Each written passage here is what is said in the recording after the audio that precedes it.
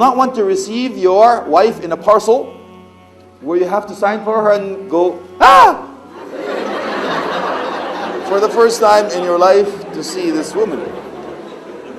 It's against the sunnah, by the way, you're supposed to see her, right? Don't talk about that.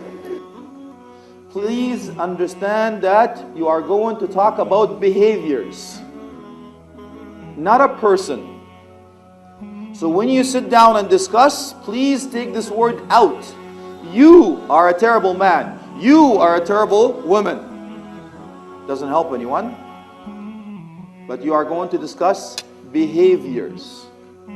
This behavior is unacceptable. You are a good human being. Otherwise, blame yourself for marrying that guy or marrying this girl.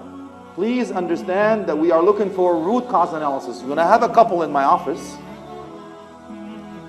when they come and tell me, my husband doesn't do this or my wife doesn't do that, you know what I keep asking them? The 5 why theory. Why?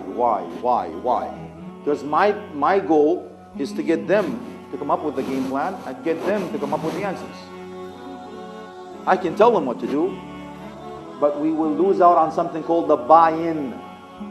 You have to recognize that you're dealing with a human being that is a ball of emotion. Allah subhanahu wa ta'ala created her that way so she can look after you, she can look after your children.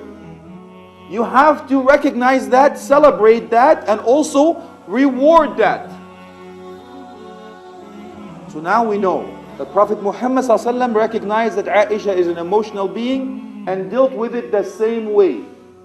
You also, ukhti, have to understand that your husband is a physical being and deal with him in the same way.